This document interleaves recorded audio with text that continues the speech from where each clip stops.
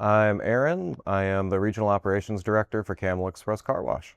Daily, I always say what I really do is take care of the people of the company. However, operations, of course, is kind of all-inclusive, so I'm making sure the sites are meeting our expectations as far as quality, satisfaction from our customers, and internally as far as our teams being satisfied with their roles within the company. There's a lot that comes with that, task management and so on, watching reports. Biggest challenge is always people. Everyone's a little unique, so trying to get everyone to kind of move in the same direction. So getting everyone to understand the same things across multiple locations and just so many personalities is a real challenge. Transitioning away from paper into more and more Jolt is kind of my initial experience with it. The reduction in paper is just always significant, impactful, and visible. It's a very visceral result from switching to Jolt. Beyond that though, labor management as far as scheduling, I haven't found really a comparable system compared to how Jolt sets up their schedule systems. It's helped us as far as task development. How we onboard someone is checklist accountable. How we do our training is day by day by day, system by system. We can do all this consistently.